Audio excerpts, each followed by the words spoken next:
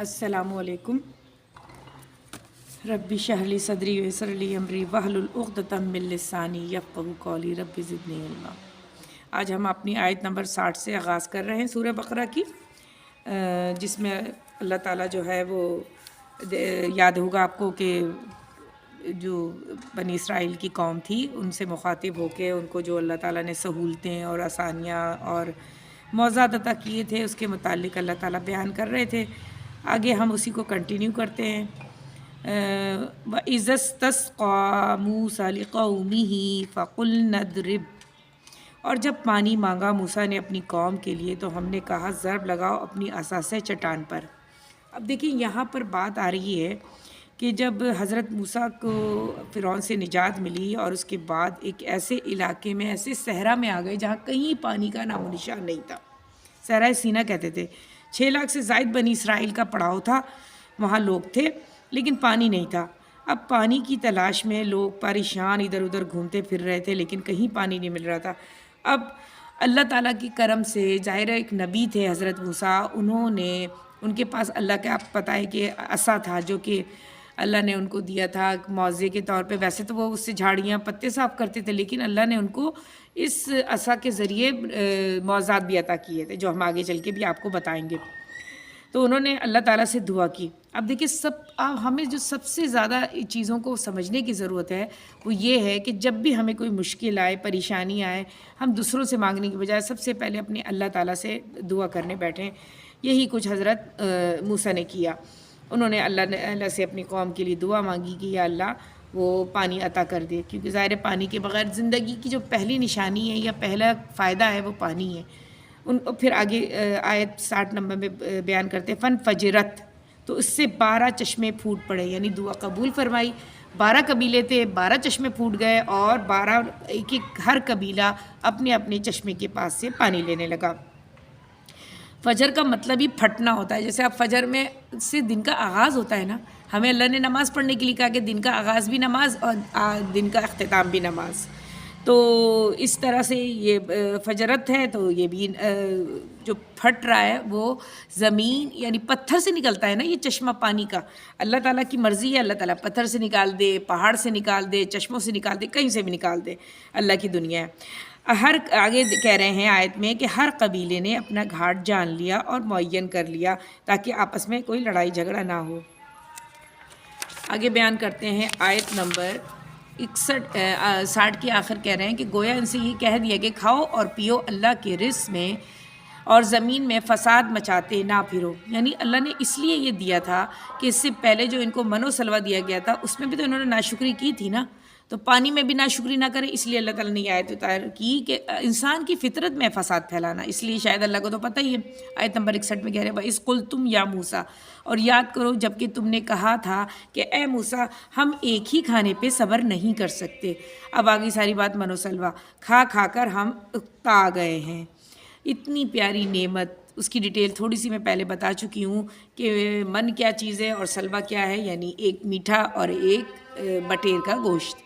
फ़दउलना रब्बा का, तो ज़रा अपने रब से हमारे लिए दुआ मांगो। अब फिर एक नई फरमाइश हज़रत मूसा से इन्होंने कर दी बनी इसराइल की कौम ने कि निकाले हमारे लिए ज़मीन से जो उगाती है चीज़ें, जैसे कि पैदावार नबातात वग़ैरह। आगे कह रहे हैं मिम बक़लहा, इनकी इस तरकारियाँ यानी सब्ज़ियाँ मुख्तलिफ़ किस्म की, क़स्साहा वक़स्साहा, और ककड़ियाँ। लफ्ज़ खीरे ककड़ी वग़ैरह सब एक ही है, एक ही लफ्ज़ के लिए दोनों। और लहसुन, और इस लहसुन जो है फ़ोम, अरबी में भी यही कहते हैं और फ़ारसी में भी यही कह रहे हैं। और मसूर की दाल और प्याज, लहसुन के सालन के चटखारे जो हैं वो इतने मुंह को लगने उस टाइम पहले, हालांकि उस वक्त इतना बना भी नहीं था, तो फिर भी इनको चटखारों का पता था और ये मांग रहे थे सारी चीज़ें कि हम अपनी मर्ज़ी से फरमाएं। हज़रत मूसा ने फरमाया क्या तुम वो शय लेना चाहते हो जो कमतर है उसके बदले में जो बेहतर है। ज़ाहिर आप देखिए एक कुदरती चीज़ जो अल्लाह के पास से आ रही है, ना आग जलाना ना कुछ करना, सुकून से सब कुछ पक पका के मिल रहा है आपको रोज़ाना, वो आपको अच्छा नहीं लग रहा, लेकिन आपको कमतर चीज़। अब लहसुन अदरक पीस के बनाना खाना कोई इतना आसान होता है? जाके खड़ा होकर पकाना पड़ता है। لیکن ان کا جی بھر گیا تھا من و سلوہ سے، ایک ہی کھانا نہیں چاہیے تھا، اس لیے مختلف کھانے چاہیے تھے۔ آگے کہہ رہے ہیں آیت میں، اہبتو، اترو کسی شہر میں سے، تم کو مل جائے گا جو کچھ تم مانگتے، یعنی اس جگہ تو تمہیں یہ چیزیں نہیں ملیں گی، یہاں سے جگہ چینج کر لو۔ تو وہاں سے ان کو ہٹا دیا گیا اور دوسری جگہ گئے، پھر انہوں نے کاشتکاری کی، اس کو اگایا، بیج ڈالا وغیرہ وغیرہ کر کے آخرکار ان کو چیزیں ملیں۔ اب اتنے دن تک بھوکے رہے، کیا کیا یہ نہیں معلوم۔ آگے کہہ رہے ہیں وَضُرِبَتْ عَلَيْهِمُ، اور اس میں ذلت اور خواری، محتاجی، کم ہمتی تھوپ دی گئی۔ اب دیکھیں ظاہر سی بات ہے، آپ کو ایک چیز اللہ کی طرف سے خاص عنایت کی جا رہی ہے، لیکن آپ کو چین نہیں آ رہا، اور آپ کیا چاہ رہے ہیں؟ آپ چاہ رہے ہیں نہیں، ہمیں خود سے چھوٹی چھوٹی چیزوں کو اگا کے نکال کے کر کے۔ ابھی میں نے ایک جگہ دیکھا ساگ کو لگاتے ہوئے کھیت میں، اتنے گندے طریقے سے وہ کر رہے تھے کام، اور کیچڑ میں پانی استعمال ہو رہا ہے، آلو ایسی گندی طریقے سے لگایا جا رہا ہے۔ خیر یہ اللہ کی نعمتیں، لیکن ہمارے انسان جتنا گر چکا ہے نا، کوئی چیز اتنی گر نہیں سکتی۔ آگے کہہ رہے ہیں اور اللہ کا غضب لے کر لوٹو، اور اللہ کے غضب میں گر گئے سارے۔ ظاہر سی بات ہے جب نافرمانی کریں گے تو غضب ہی پڑے گا نا۔ اب بنی اسرائیل کی تو امت وہ تھی کہ جو نافرمانی کی ایک عروج پہ تھی، اور وہی نہج ہم نے بھی اختیار کر لی ہے۔ اللہ تعالی ہم سب کو ان تمام چیزوں سے بچائے جس سے جا کر سوائے نقصان کے کوئی چیز حاصل نہیں ہوتی۔ آگے آیت نمبر میں 62 میں کہہ رہے ہیں ان الذین آمنوا، اور یقیناً جو لوگ ایمان لائے، ان سے مراد وہ ایمان لائے یعنی رسول صلی اللہ علیہ وسلم پر۔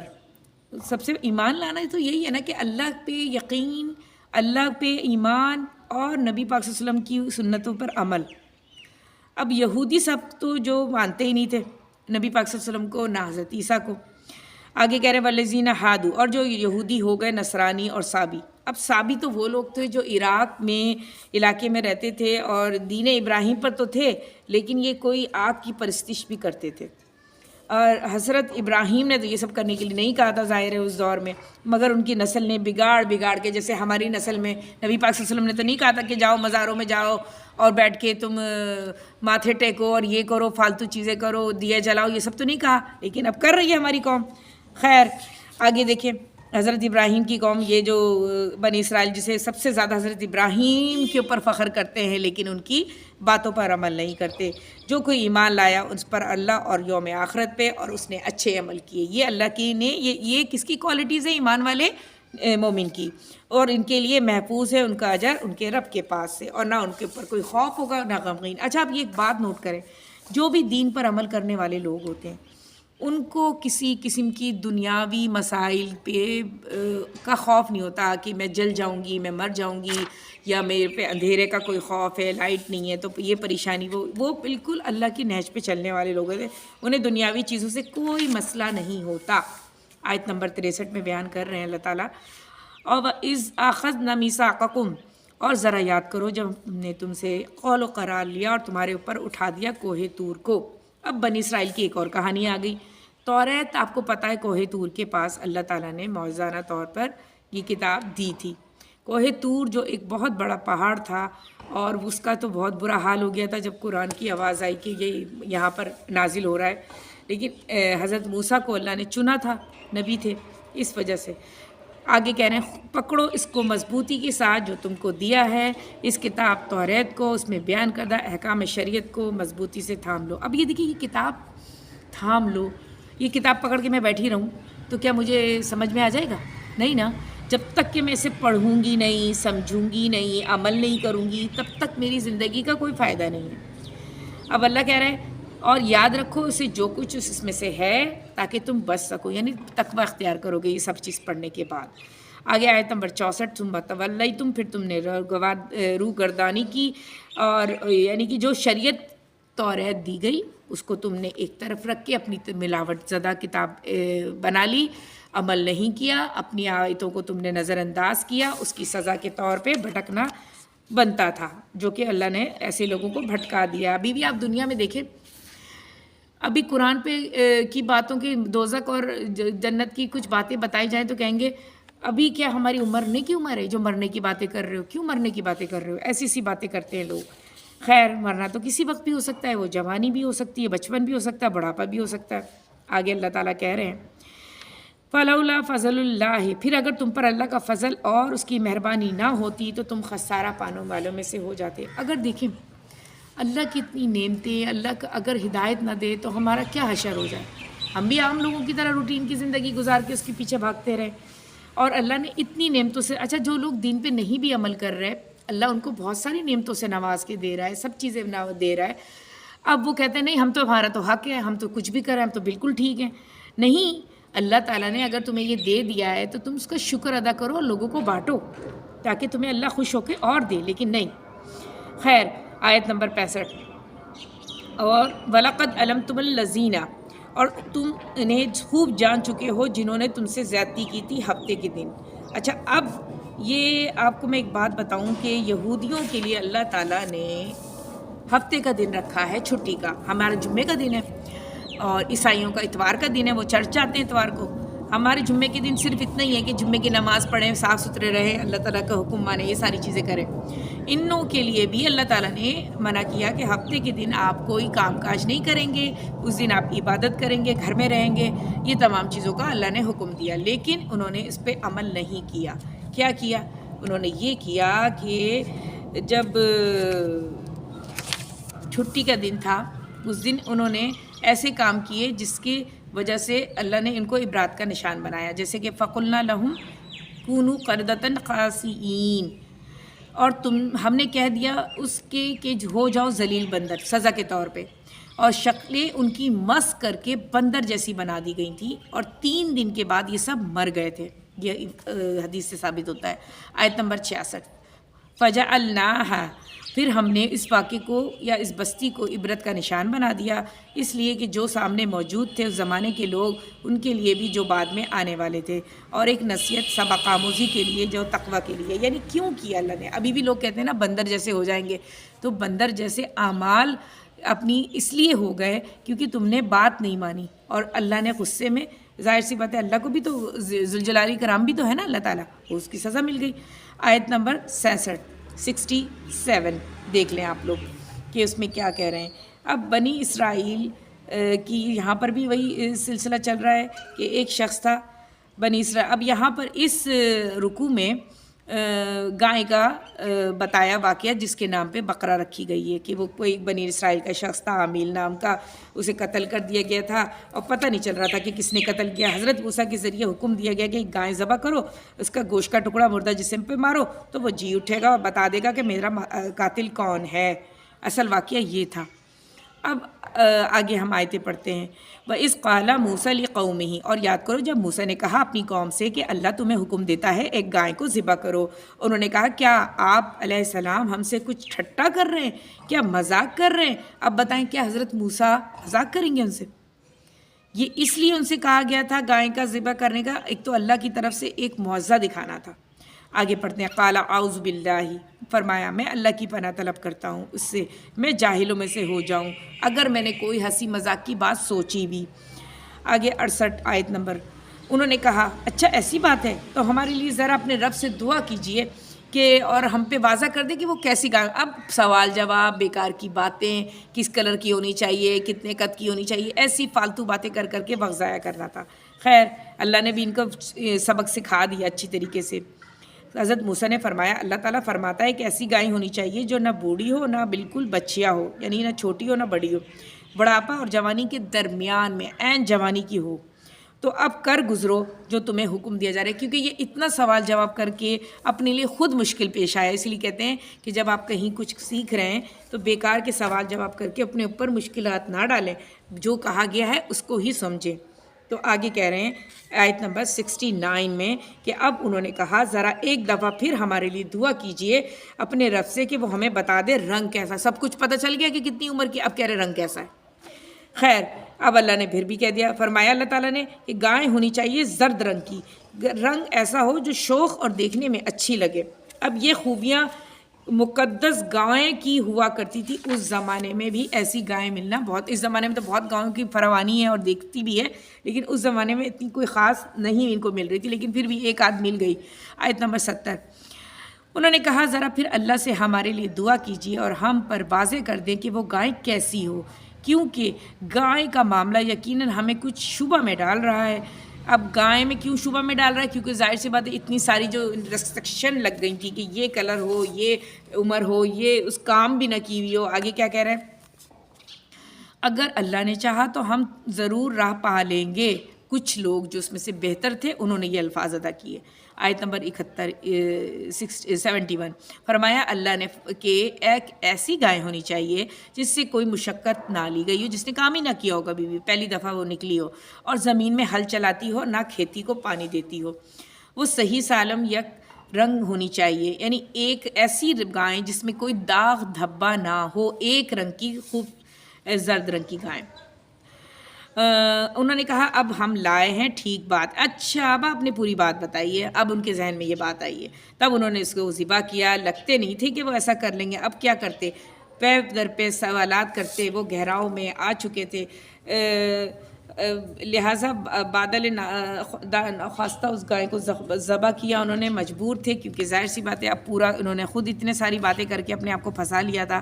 آیت نمبر 72 اور یاد کرو جب تم سے ایک شخص کو قتل کر دیا اور اس کا الزام تم دوسرے پر لگا رہے تھے. چونکہ پتہ نہیں چل رہا تھا کہ قاتل کون ہے، اور قاتل بھی کون ہوگا؟ وہی جو الزام لگا رہا ہے.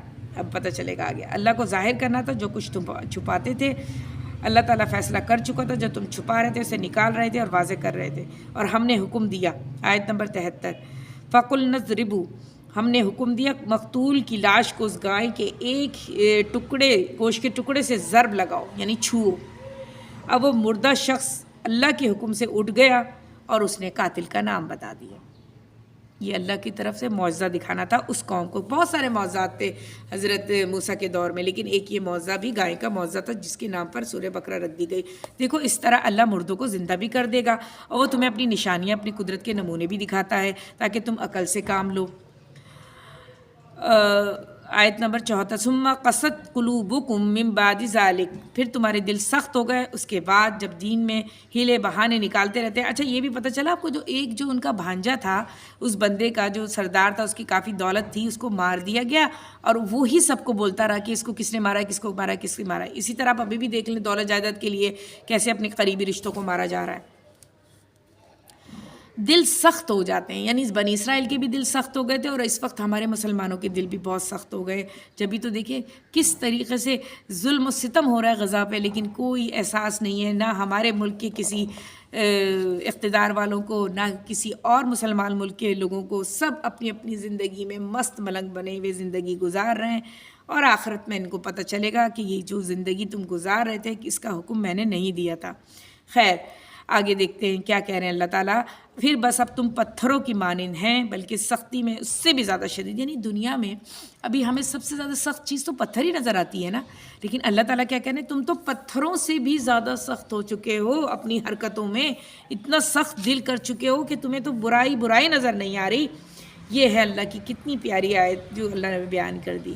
اور وَإِنَّ مِنَ الْحِجَارَةِ اور پتھروں میں سے تو یقیناً ایسے بھی ہوتے ہیں جس میں سے چشمے پھوٹ پڑتے ہیں. دیکھیں ابھی آپ کو میں نے بتایا تھا نا 12 قبیلے جو حضرت موسیٰ کے تھے، ان میں سے پتھر میں سے ہی نکلے نا چشمے اتنے، یعنی چشمے بھی یہ پتھر بھی پگھل جاتے ہیں. لیکن یہ کہتے ہیں کہ پانی پڑتا رہتا ہے نا پتھر پہ تو سوراخ ہو جاتا ہے، لیکن ایک انسان ہے جو اتنا ڈھیٹ ہے کہ اس پہ کوئی اثر نہیں ہوتا. جب تک وہ اللہ کی کتاب سے نہیں جڑے گا، ایک خالص چیز سے نہیں جڑے گا، وہ نہیں نرم پڑ سکتا. آگے کہہ رہے ہیں وَإِنَّ مِنْهَا لَمَا يَشَكُّ اور ان پتھروں اور چٹانوں میں سے بے شک ایسے بھی ہوتے ہیں جو شک ہو جاتے ہیں، یعنی ٹوٹ جاتے ہیں اور پانی برآمد ہو جاتا ہے. اور ان میں سے یقیناً وہ ہوتے ہیں جو اللہ کے خوف سے گر پڑتے ہیں. کتنے آپ نے دیکھا ہوگا کہ آبشار کے پاس، پہاڑی کے پاس پتھر اوپر سے کٹ کٹ کے خود بخود گرنے لگ جاتے ہیں، کیونکہ یہ بھی اللہ سے ڈر خوف کی علامت ہے کہ وہ بھی ڈر رہے ہیں اللہ تعالیٰ سے. پرندے جا رہے ہیں، سب چیزیں کر رہے ہیں، لیکن اللہ کی مرضی ہے.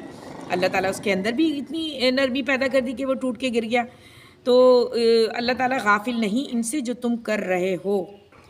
یہ چیز سے اللہ تعالیٰ ہماری دیکھ رہا ہے کہ ہم کیا کر رہے ہیں اور کیا نہیں کر رہے ہیں. آگے آیت نمبر 75 میں دیکھتے ہیں کہ وہ کیا کہہ رہے ہیں اللہ تعالیٰ. افتطمعون ان یؤمنوا لکم تو کیا اے مسلمانوں تم یہ توقع رکھتے ہو کہ وہ تمہاری بات مان لیں گے. اچھا اب یہاں پر کہانی یہی ہے یہودیوں کی کہ یہودی جب مسلمان مکے میں سے ہجرت کر کے مدینہ آئے، اس سے پہلے وہاں پر یہودی امیر ترین زندگی گزارے تھے. وہاں پہ انصار کے قبیلے تھے اور بھی قبیلے تھے، لیکن وہ اتنے امیر نہیں تھے جتنے کہ یہ یہودی تھے. نبی پاک صلی اللہ علیہ وسلم کے آنے کے بعد نبی پاک صلی اللہ علیہ وسلم صرف ایک نبی نہیں تھے، وہ ایک معیشت دان بھی تھے، وہ ایک سالار بھی تھے، وہ ایک حکمت داں بھی تھے، وہ ایک ٹیچر بھی تھے. تو وہ اس طریقے سے انہوں نے انصار مہاجرین کو جمع کر کے ایک ایسی امت بنا دیا کہ یہودی تو پاگل ہو گئے. انہوں نے سوچا یہ تو اب ہمارا کیا ہوگا. پہلے سب کو دعوت نامے دیے گئے کہ آپ اسلام کو سمجھیں دیکھیں، لیکن یہ جو یہودی قوم ہے نا، یہ پیچھے سے وار کرتی ہے، آگے سے وار نہیں کر سکتی. اور عیسائی تو انتہائی کمزور قوم ہے، بزدل قوم ہے، اسی لیے وہ یہودی کے ساتھ لگ کے سارے کام کرتے ہیں، اکیلے وہ بھی کچھ نہیں کر سکتے. خیر، یہودیوں کی تعداد کم تھی، لیکن معیشت میں چونکہ وہ ہمیشہ سے اسٹرانگ رہے اس لیے اپنی چلاتے تھے، اور ابھی بھی چلا رہے ہیں. دیکھ لیں آپ سارے بڑے بینک اور IMF اور یہ جتنے بھی بینکس بڑے بڑے ہیں باہر کے، سب انہی کے ہاتھ میں ہیں. خیر، ابھی ہم بات کر رہے ہیں کہ یہ یہودی کیا چاہتے تھے. وہ اسلام کے مخالفت عام کرنے کے پیچھے لگے تھے. کیوں؟ کیونکہ وہ یہ سوچتے تھے کہ یہ تو محمد کو ہمارے اس میں آنا چاہیے تھا، قبائل میں، یہ ادھر کیوں آ گیا. پہلی تو دشمنی یہ تھی، وہ یہ سوچ کے بیٹھے تھے. اور موسیٰ کو کہ ہی نسل سے یہ چاہ رہے تھے، لیکن آئے تو یہ بھی حضرت ابراہیم کی نسل سے ہے، لیکن حضرت اسماعیل کی جو نسل ہے اس میں سے حضرت محمد صلی اللہ علیہ وسلم آئے ہیں. اور وہ دعوت دینے آئے تھے ساری چیزوں کی، اور روک رہے تھے ان کی تمام وہ جو غلط حرکتیں کر رہے تھے. یہ چیزیں ان سے برداشت نہیں ہوئی. جبکہ حال یہ ہے کہ ان میں سے ایک گروہ یہ بھی تھا کہ اللہ کا کلام سنتا تھا اور پھر خود سمجھ بوجھ کر دانستہ اس میں سے بدلاؤ کر دیتا تھا، تبدیل کر دیتا. ایک عام انسان یہ کام نہیں کر سکتا کہ عام ایک آیت پڑھی اور اس میں سے کچھ اور رد و بدل کر کے الفاظ چینج کر دی. یہ کون کر سکتے ہیں؟ علماء. ابھی بھی دیکھیں ہمارے علماء جو فتویٰ دے رہے ہیں، کتنے پیسے لے کر اپنی ان کی مرضی کا فتویٰ انہیں دے دیتے ہیں. اب میں نام لینا نہیں چاہتی کیونکہ ظاہر کنٹروورشل بات ہوگی، لیکن ابھی بڑے بڑے مفتی علماء یہ کام کر رہے ہیں، اور بہت دکھ کے ساتھ دکھ ہوتا ہے ان کی ساری حرکتوں کو دیکھ کے. وہی ان کی اسرائیل کے علماء کر رہے تھے، وہی ہمارے علماء کر رہے ہیں. خیر، اللہ تعالیٰ ایسے لوگوں کو ہدایت دے، ہم یہی دعا کر سکتے ہیں. مگر یہودیوں نے چال چلی منافق بن کے، جھوٹے جھوٹے مسلمان ہوئے، مسلمانوں میں شامل ہوئے تاکہ انہیں پتہ چلے کہ اندر کیا ہو رہا ہے. آپ کو پتہ سب سے بڑا یہودی کون تھا منافق جو مسلمان ہو؟ عبداللہ بن ابی. کیونکہ اس سے نبی پاک صلی اللہ علیہ وسلم کے آنے سے پہلے مدینے وہ یہاں کا سردار پورا بننے والا تھا، سردار اعلیٰ بننے والا تھا. لیکن نبی پاک صلی اللہ علیہ وسلم کے آنے کے بعد وہ اپنی اس میں پیچھے رہ گیا، نہیں کر سکا، جس کی وجہ سے شدید دشمن تو بن گیا، لیکن یہ کبھی سامنے آ کے حملہ نہیں کر سکتے، اس لیے جھوٹا جھوٹا مسلمانوں کے سامنے آیا. اس کا بیٹا سچا مسلمان ہوا اور یہ بالکل پکا منافق تھا. خیر، آگے آیت نمبر 76 میں دیکھتے ہیں، 76 میں، وَإِذَا لَقُوا الَّذِينَ آمَنُوا قَالُوا آمَنَّا. اور ان میں سے کچھ لوگ ہیں جب ملتے ہیں تو اہل ایمان سے کہتے ہیں کہ ہم ایمان لائے، اور جب تنہائی میں ہوتے ہیں تو کہتے ہیں نہیں، ہم تو اپنے دوست کے ساتھ ہیں. یعنی ڈبل کراسنگ. ابھی بھی آپ دیکھ لیں یہی کچھ ہو رہا ہے. ابھی کتنے لوگ آپ سے ملیں گے، آپ کے اچھے بنے رہیں گے، جیسے آپ گئے آپ کی برائی شروع کر دی. یہ کیا ہے؟ یہ منافقت ہے نا، جو کہ ہمارے معاشرے میں عام ہو چکی ہے. اور تنہائی میں آپ کو پتہ ہے کس قسم کی گفتگو کرتے ہیں لوگ، اور کہتے ہیں کہ جب قالوا اتحدثونہم، تو کہتے ہیں کہ کیا تم بتا رہے ہو ان کی یہ باتیں جو اللہ نے کھولی ہیں تم پر. یہ آیت نمبر 76 ہی چل رہی ہے ہماری، تاکہ وہ اس کے ذریعے تم پر حجت قائم کرے تمہارے رب کے پاس سے. اب دیکھیں یہ جو باتیں اللہ کی طرف سے آپ نے ایڈ کر دی، یا آپ نے اپنی توریت کو بدل دیا، زبور کو بدل دیا، انجیل کو بدل دیا، تو کیا ہوا؟ اللہ کو تو کوئی فرق نہیں پڑے گا. اللہ تعالیٰ نے اپنی ایک پیاری کتاب قرآن پاک بھیج دی. نقصان کس کو ہوا؟ ان کو خود کو ہوا، ان کے اپنی قوم کو ہوا. لیکن وہ سمجھ نہیں آ رہی. کیا تم عقل نہیں رکھتے؟ اب اللہ تعالیٰ کہہ رہے ہیں تم اتنے پڑھے لکھے ہو، میں ابھی بھی دیکھتی ہوں PhD ڈاکٹرز ہیں، لیکن دین کی کوئی سمجھ بوجھ نہیں ہے، دین کی طرف کوئی عمل پیرا نہیں ہے. بس وہی روٹین کی لائف ہے، زیادہ سے زیادہ میلاد کر لیے، اس کے بعد زیادہ سے زیادہ کسی چیز کے لیے کسی کو صدقہ خیرات دے، اس سے زیادہ کبھی دین کے متعلق سوچتے نہیں ہیں۔ حالانکہ پی ایچ ڈی ڈاکٹر ایک بہت زیادہ محنت کے بعد بنتے ہیں، ظاہر وہ ایک ٹاپک ہوتا ہے، جب سب سے زیادہ اگر آپ قرآن کے کسی ٹاپک کے متعلق، قرآن کے حصے کے آیت کے مطابق کوئی آپ پی ایچ ڈی یا ایم فل کرتے ہیں، تب آپ کے اندر شعور زیادہ پیدا ہو سکتا ہے اگر اللہ چاہے تو۔ اللہ تعالیٰ کہہ رہا ہے کہ تمہیں عقل نہیں ہے، تم نے تورات کو بدل دیا، کیا بیوقوفی کرتے ہو۔ اللہ تعالیٰ نے 77 آیت میں کہہ رہے ہیں اولا یعلمون ان اللہ، اور کیا یہ نہیں جانتے اللہ کو معلوم ہے وہ سب کچھ جو وہ چھپاتے ہیں اور جو سب کچھ ظاہر کرتے ہیں۔ اب دیکھیے انہوں نے آیت بدل دی تورات زبور انجیل کی، تو کہ اللہ تعالیٰ کے پاس تو موجود ہے لوح محفوظ میں ساری کتابیں، وہ جتنی بھی بدل دیں۔ اس کے بعد آگے کہہ رہے ہیں وَمِنْهُمْ أُمِّيُّونَ، اور ان میں سے بعض ان پڑھ ہیں۔ ابھی آپ دیکھیے اس دنیا میں نے دیکھا ہے کہ کتنی خواتین کو میں ملتی رہتی ہوں یہاں پہ، خاص کر جب سے میں ملتان آئی ہوں، پڑھی لکھی نہیں ہیں لیکن ان کے اندر سمجھداری ہے، دین کو سمجھتی ہیں یا چیزوں کو دیکھتی ہیں۔ لیکن کتنی میں نے پڑھی لکھی عورتیں دیکھی ہیں جو بالکل دین کو نہیں سمجھ رہی ہیں، وہ پڑھی لکھی جاہل سمجھ میں آ رہی ہیں مجھے وہ۔ تو یہ پی ایچ ڈی ڈاکٹر اور یہ سب بننے سے کچھ نہیں ہوتا، اصل انسان دین کا تعلیم حاصل کر کے دل کی جو اندر کی ہماری کھڑکی ہے وہ کھولنے کی ضرورت ہے۔ ہم تو کیا کر رہے ہیں، ہم بریلوی ہیں، ہم دیوبندی ہیں، تو ہم اہل حدیث ہیں، ہم ان چکروں سے باہر نہیں نکل رہے۔ جبکہ قرآن آیا تھا تو کون سا بریلوی تھا، کون سا دیوبندی تھا، کون سا اہل حدیث تھا؟ صرف ہم یہ بھی تو کہہ سکتے نہیں میں تو قرآن و سنت پہ عمل کرنے والی ہوں، نہیں، ہم ضرور ان چیزوں میں پڑھیں گے۔ خیر اللہ کو تو بتانا ہے نا ہم نے۔ اور کتاب کا علم نہیں رکھتے سوائے بے بنیاد آرزوؤں کے۔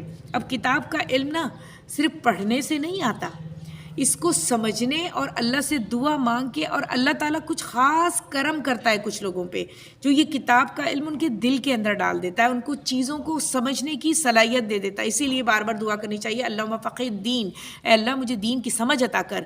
تو اس سے اللہ تعالیٰ آپ کے اندر، جب تک دیکھیں اللہ تعالیٰ غیور ہے، جب تک آپ اللہ سے بار بار مانگیں گے نہیں اللہ تعالیٰ آپ کو نہیں دے گا۔ تو اس لیے کوشش کرنی ہے کہ اب اللہ سے روز اپنی ہدایت کی دعا مانگیں اور دنیاوی چیزوں کے پیچھے بھاگنے کے بجائے آخرت کے اوپر بھاگیں۔ اور وَإِنَّهُمْ لَيُظُنُّونَ، اور جو کچھ تم کر رہے ہو وہ اپنی گمان، اپنے ظن پہ چلے جا رہے ہو، اور من گھڑت چیزیں ہیں، اصل میں کچھ نہیں ہے۔ آیت نمبر 79 فَوَيْلٌ لِّلَّذِينَ، بس ہلاکت اور بربادی ہے ان کے لیے جو کتاب لکھتے ہیں اپنے ہاتھ سے۔ یعنی ایک لفظ بھی اگر آپ نے کتاب میں رد و بدل کر دیا، میں نے تفسیر بتانے میں رد و بدل کر دیا، تو جہنم میرے لیے پکی۔ پھر کہتے ہیں یہ اللہ کی طرف سے۔ اچھا لکھ کر کہہ بھی رہے ہیں کہ اللہ کی طرف سے، کسی کو فتویٰ لکھ کر دے رہے ہیں تو کہہ رہے ہیں اللہ کی طرف سے، تو یہ بھی بہت بڑی ایک سمجھو لعنت ہے۔ تو تاکہ حاصل کر رہے ہیں اس کے بدلے حقیر سی قیمت، یعنی فتویٰ لکھ کر دیتے ہیں یہ، یا کچھ بھی کسی کو کیا کہتے ہیں اس کو، تعویذ بھی لکھ کے دے رہے ہیں لوگ بہت سارے۔ وہ کیا ہے؟ چند قیمتیں، واہ واہ کرنا، کیا چیز ہے یہ؟ چند دنوں کا فائدہ۔ اب دیکھیں میں آپ کو ایک علامہ اقبال کا شعر مجھے یاد آ گیا ہے، خود بدلتے نہیں قرآن کو بدل دیتے ہیں، ہوئے کس درجہ فقیہان حرم بے توفیق۔ یہی کردار ہمارے علماء یہودیوں کا بھی ہے اور یہی کردار ہمارے مسلمان علماء کا بھی نظر آ رہا ہے۔ آگے آیت فَوَيْلٌ لَّهُم مِّمَّا، تو ہلاکت اور بربادی ہے اس کے لیے اس چیز سے جو ان کے ہاتھوں نے لکھی ہے، اور ان کے لیے ہلاکت اور بربادی اس کمائی کی ہے جو وہ کر رہے ہیں۔ ظاہر ہے یہ کمائی تو ہے جو ہم فالتو چیزیں اپنے پاس جمع کر رہے ہیں، اعمال کی اب میں جھوٹ بولنے کا کوئی فائدہ نہیں ہے کہ میں گھر پہ ہوں، یہ میں نے یہ کتنے کا خریدا ہے، یا ہر چیز میں جھوٹ بول کے کیا کر رہے ہیں؟ یہ فالتو کمائی جمع کر رہے ہیں اپنے لیے عذاب کی پوٹلی۔ تو یہ فتویٰ فروش، یہ دین فروش لوگ چند تو کما لیں گے۔ میں نے بینک میں دیکھا، اسلامی بینک کے نام پہ لکھا ہوا جناب ان کا فتویٰ، تقی عثمانی کا فتویٰ ہے، ان کا فتویٰ ہے، ہاں بھائی یہ جائز ہے اسلامک بینک۔ کیسے جائز ہے؟ جب اللہ تعالیٰ نے نہیں کہا تو کیسے جائز ہے؟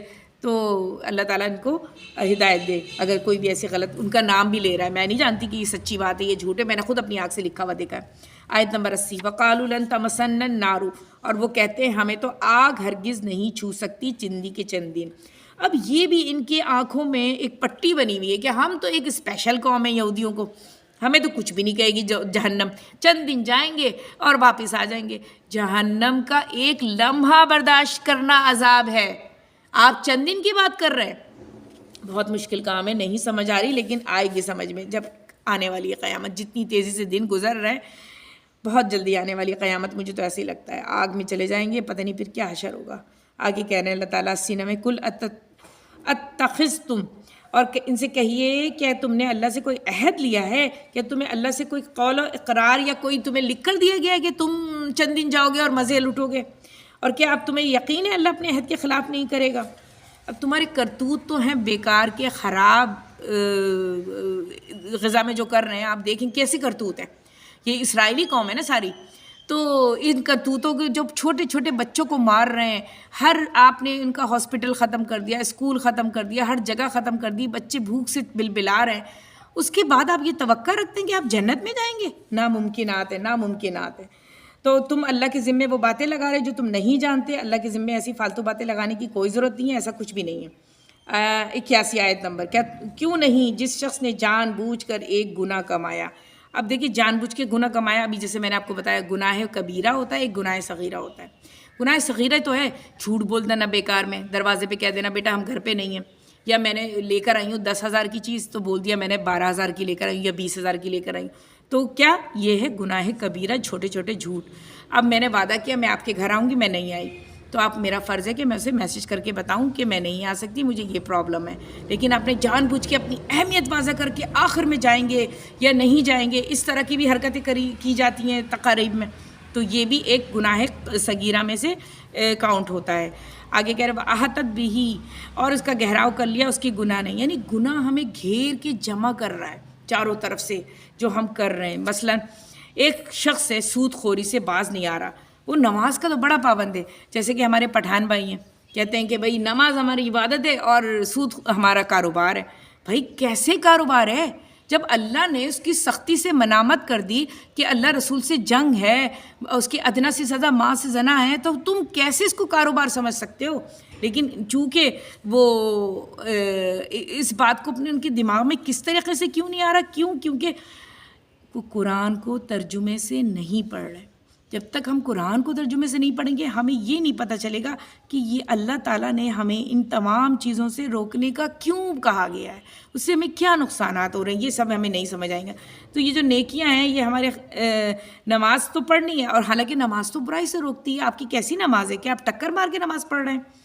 خیر اللہ تعالیٰ ہمیں اچھی نماز پڑھنے کی توفیق عطا فرما. آگے کہہ رہے ہیں فَأُولَٰئِکَ أَصْحَابُ النَّارِ، بس یہی لوگ آگ والے ہیں، یہی جہنم میں جائیں گے اور ہمیشہ رہیں گے. آگے نمبر 82 وَالَّذِينَ آمَنُوا وَعَمِلُوا الصَّالِحَاتِ، اس کے برعکس جو لوگ ایمان لائے نیک عمل کیے. فوراً اللہ تعالیٰ آگ کی بات کرتے ہیں تو پھر جنت کی بھی بات کر دیتے ہیں. نیک عمل کرنے والا کہاں جائے گا؟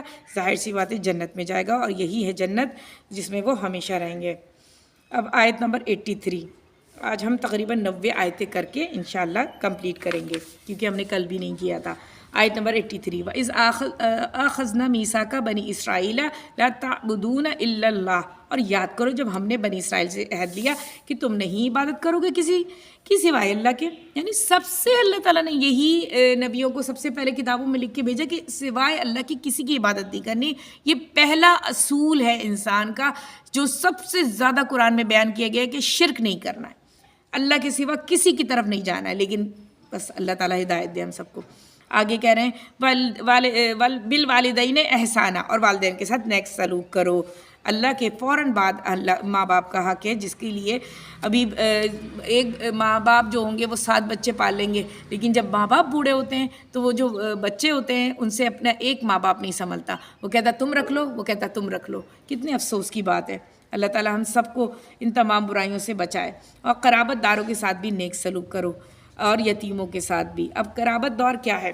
اب آپ کے رشتہ دار ہیں، اس میں جو سب سے زیادہ غریب ہیں یا ان کے حالات صحیح نہیں ہیں، لیکن اب اس کو ڈی گریڈ کرنے کے بجائے، اسے بتانے کے بجائے بغیر بتائے مدد کریں.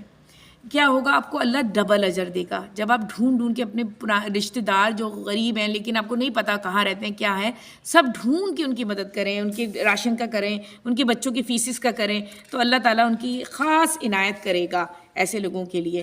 اور والیتامیٰ، یتیموں کے ساتھ بھی، یعنی یتیم جتنے بھی جن کے والدین نہیں ہیں، بچے ہیں، ان کی مدد خاص اسپیشلی جنت میں گھر ملے گا ان کو. اور محتاج جن کے پاس کچھ نہیں ہے، ایسے لوگوں کی بھی مدد کریں، چاہے آس پڑوس میں، اور لوگوں سے اچھی بات کہو. اچھی بات، عمل بالمعروف، نیکی کی دعوت دو، اچھی چیزیں بتاؤ ان کو۔ اور آگے کہہ رہے واقعم الصلاۃ واتو الزکوٰۃ، نماز قائم کرو اور زکوٰۃ ادا کرو، یعنی ہمیشہ نماز کا ذکر آتا ہے، قائم کرنے میں پابندی، ٹائم ٹیبل، جماعت، اس کا یہ مطلب ہوتا ہے، اور زکوٰۃ کا اللہ کا جو حکم ہے، اور یہی کچھ بنی اسرائیل کی کتابوں میں تھا جو انہوں نے اس کو ڈیلیٹ کر کے تحریف کر دیا، اور تم ان سے پھر گئے سوائے ان میں سے تھوڑے سے لوگ، اور تم ہی پھر جانے والے ہیں۔ پھرنے والے لوگ کون ہوتے ہیں؟ وہی جو ڈنڈی مارتے ہیں چیزوں میں سے، اور ان کا دل نہیں چاہتا کہ ہم پوری چیزوں پہ عمل کر سکیں۔ ابھی بھی بہت سارے لوگ ایسے ہی۔ اور آیت نمبر 84، اور جب ہم نے تم سے عہد بھی لیا کہ تم اپنا خون نہیں بہاؤ گے، تو کیا کہا؟ آگے آیت نمبر حجرات، سورہ حجرات کی آیت نمبر 10 میں بھی کہا ہے کہ ہم جنگ نہیں کرو گے، خون ریزی نہیں کرو گے، بنی اسرائیل ایک وحدت بن کے رہیں گے، لیکن انہوں نے ایسا نہیں کیا۔ آگے وَلَا تُخْرِجُونَ أَنفُسَكُمْ، اور تم نہ ہی نکالو گے اپنے لوگوں کو ان کے گھروں سے، پھر تم نے اس کا اقرار کیا، مانتے ہو۔ اور اب یہ دیکھیں گھروں سے کیا نکالنا تھا، وہی جو ہجرت کرنا پڑا، مکے میں ایسے حالات پیدا کر دیے کہ مسلمانوں کا رہنا بہت مشکل ہو گیا۔ ابھی بھی دیکھیں مسلمان جگہوں پہ ہجرت کرنے کا حکم ہے، دین کے لیے تو، تبلیغ کے لیے تو جا سکتے ہیں غیر ملک، لیکن ویسے جو اب آج کل وہ بن گیا کہ پاکستان کے حالات صحیح نہیں ہے، دوسرے ملک چلے جاؤ، امریکہ لندن جانے کے لیے تڑپ رہے لوگ، لیکن اللہ تعالیٰ کو یہ پسندیدہ عمل نہیں ہے، سوائے تبلیغ کے آپ نہیں جا سکتے۔ حضرت موسیٰ اور ہارون کی وفات کے بعد بنی اسرائیل کے ایک یوشع بن نون ان کی نسل میں سے آئے تھے فلسطین میں، انہوں نے یہاں پر حکومت قائم کی تھی، 12 قبیلے بنائے تھے، اور وہاں پر ہی یہ ساری حکومتیں قائم ہوئی تھیں بنی اسرائیل کی آگے کے دور کی۔ آیت نمبر 85، ثم انتم ہؤلاء تقتلون انفسکم، پھر تم ہی وہ لوگ ہو اپنے ہی لوگوں کو قتل بھی کرتے ہو۔ اب آگے وہاں پہ فساد پھیلانا شروع کر دیا، اسرائیلی غلام بن گئے، اسیر ہو گئے، اور ان کی یہ اللہ سے جھوٹ دور ہو گئے، اس لیے ان کے ساتھ یہ والا سلوک ہوا۔ وَتُخْرِجُونَ فَرِيقًا مِّنْكُمْ، اور اپنے ہی لوگوں میں سے کچھ کو ان کے گھروں میں سے نکال دیا۔ ظاہر سی بات ہے، ایک شخص جس کا بھی اقتدار ہوتا ہے نا، ابھی بنی اسرائیل کیا کرنا ہے، غزہ میں سے نکال لیں اپنا ہیکل سلیمانی بنانے کے لیے، کہ وہ جگہ خالی ہوگی تو ہم پوری وہاں پر بنا لیں گے۔ اسی طرح وہاں اس دور میں بھی بہت سارے ایسی قتل و غارت کیے گئے، گھروں سے نکالنے کا تو عمل ہر جگہ ہی جاری ہے۔ ان میں سے چڑھائی کرتے ہو گناہ اور ظلم و زیادتی کے ساتھ، ابھی بھی دیکھ لیں آپ ساری ظلم و زیادتی، اور قیدی بن کر تمہارے پاس آئیں تو وہ فدیہ دے کے انہیں چھڑاتے ہو، حالانکہ ان کا نکال دینا ہی تم پر حرام کیا گیا ہے۔ قیدی بن کر، آپ کو پتہ ہے جب آپ جنگ کرتے ہیں بہت سارے لوگ قیدی بن جاتے ہیں، تو جن کے پاس پیسے ہوتے ہیں وہ تو اپنے آپ کو چھڑا لیں گے پیسے دے کے۔ ابھی کیا ہوتا ہے، رشوت دے کے آپ جیل سے نہیں چھڑوا لیتے، تھانے سے نہیں چھڑوا لیتے، رشوت دیں گے آپ کو چھوڑ دیں گا کہ اب مگر یہ عمل تو اچھا نہیں ہے نا، یہ حرام عمل ہے۔ افتتمعون ببعض الکتاب، کیا تم کتاب کے ایک حصے کو مانتے ایک کو نہیں مانتے؟ ابھی دیکھیں کچھ لوگوں کے لیے پردہ کرنا آسان ہے تو نماز پڑھنا مشکل ہے، نماز پڑھنا آسان ہے تو پردہ کرنا مشکل ہے، سود کا چھوڑنا بہت مشکل ہے، بینک کی جاب چھوڑنا بہت مشکل ہے۔ یعنی سب کو میں نے دیکھا کتنے، میں نے جماعت اسلامی اور بھی بہت سارے لوگ جو ہے، نام میں جو نہیں لینا چاہیے تھا غلطی سے منہ سے نکل گیا، تو ایسے لوگ ہیں جو پردہ کر رہی ہیں، نماز کی پابندی ہے، قرآن بھی پڑھ رہے ہیں، سب کچھ ہے، لیکن بینک کی جاب نہیں چھوڑ رہے۔ تو نہیں ہے کوئی سزا ان کی جو یہ حرکت کرے تم میں سے، سوائے ذلت اور رسوائی کی دنیا کی زندگی میں، اور قیامت کے روز وہ لوٹا دیے جائیں گے شدید ترین عذاب کی طرف۔ ظاہر ہے دنیا میں بھلے انسان کتنی مشکل زندگی گزار لے، آخرت کی زندگی خراب نہیں ہونی چاہیے، بس اس کی فکر ہونی چاہیے، اور اللہ تعالیٰ غافل نہیں ہے اس سے جو تم کر رہے ہو۔ اللہ تو ایک ایک چیز دیکھ رہا ہے، اللہ غافل نہیں ہے تم سے جو کر رہے ہو۔ اور وہ لوگ جنہوں نے دنیا کی زندگی اختیار کر لی آخرت کو چھوڑ کر، سو اب ان میں سے نہ عذاب ہلکا کیا جائے گا نہ ان کی مدد کی جائے گی۔ بس ہم آج یہیں تک رکھتے ہیں، آیت نمبر 87 ہم کل کریں گے کیونکہ ہمارا رکوع کمپلیٹ ہو گیا ہے۔ وآخر دعوانا الحمدللہ رب العالمین۔